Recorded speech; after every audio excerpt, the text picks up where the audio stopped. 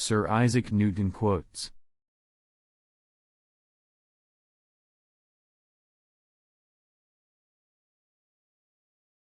If I have seen further, it is by standing on the shoulders of giants. God without dominion, providence, and final causes, is nothing else but fate and nature. Blind metaphysical necessity, which is certainly the same always and everywhere, could produce no variety of things. All that diversity of natural things which we find suited to different times and places could arise from nothing but the ideas and will of a being necessarily existing.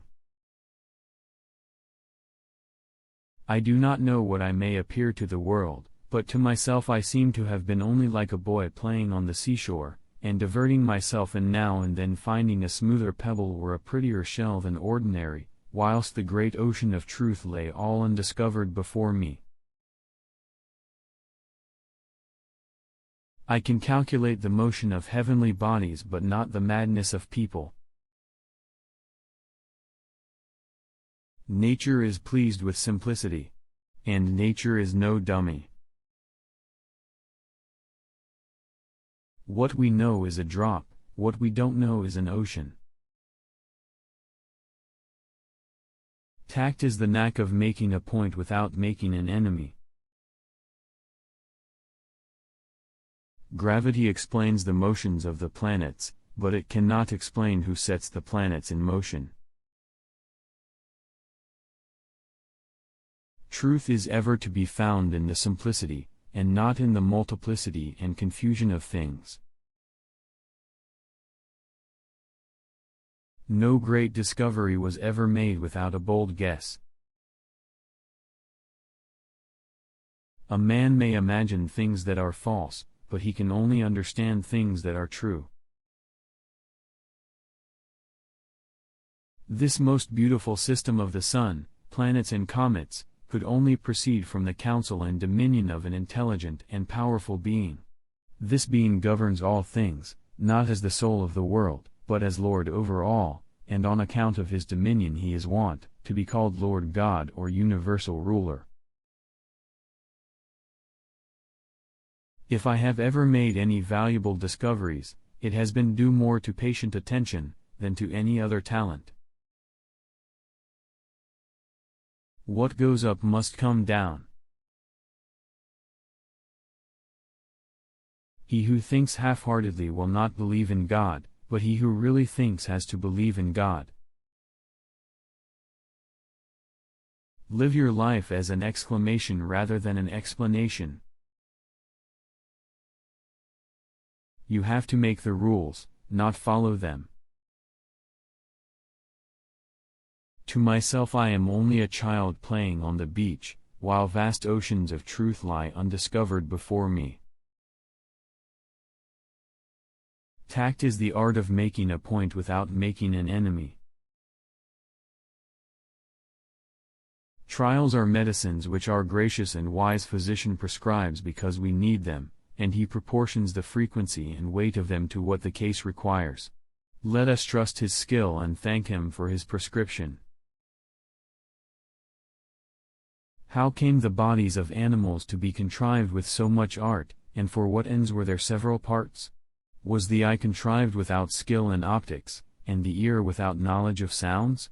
And these things being rightly dispatched, does it not appear from phenomena that there is a being incorporeal, living, intelligent? To explain all nature is too difficult a task for any one man or even for any one age. 'Tis much better to do a little with certainty and leave the rest for others that come after than to explain all things by conjecture without making sure of anything.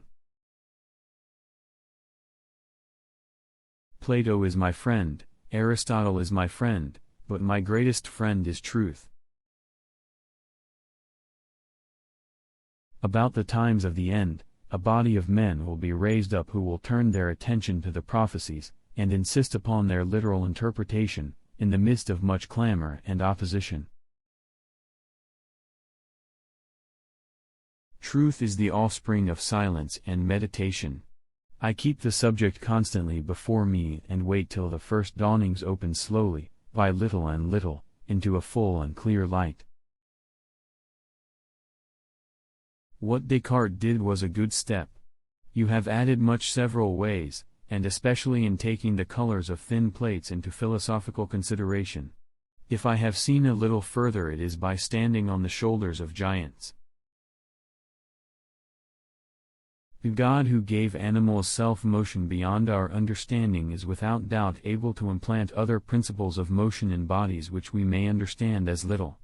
Some would readily grant this may be a spiritual one, yet a mechanical one might be shown. Did not I think it better to pass it by?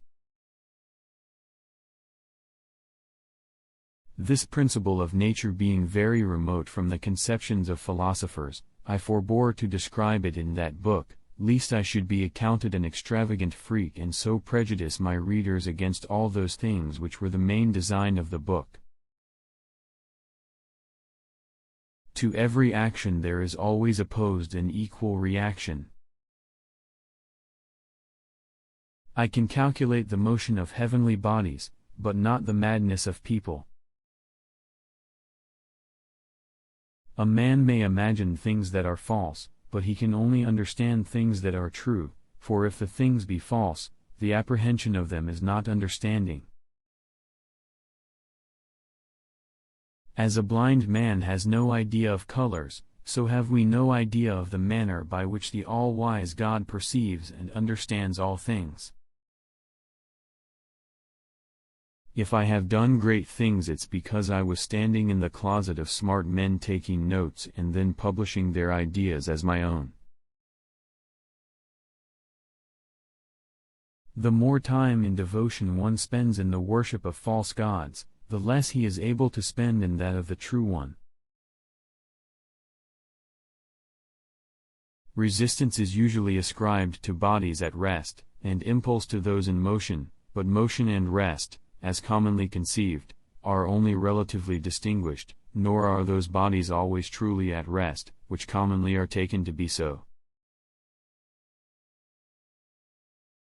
In experimental philosophy we are to look upon propositions inferred by general induction from phenomena as accurately or very nearly true, notwithstanding any contrary hypotheses that may be imagined, till such time as other phenomena occur, by which they may either be made more accurate, or liable to exceptions.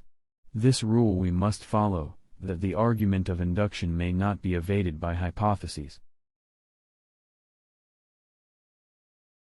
We are to admit no more causes of natural things than such as are both true and sufficient to explain their appearances. Atheism is so senseless. When I look at the solar system, I see the Earth at the right distance from the Sun to receive the proper amounts of heat and light. This did not happen by chance.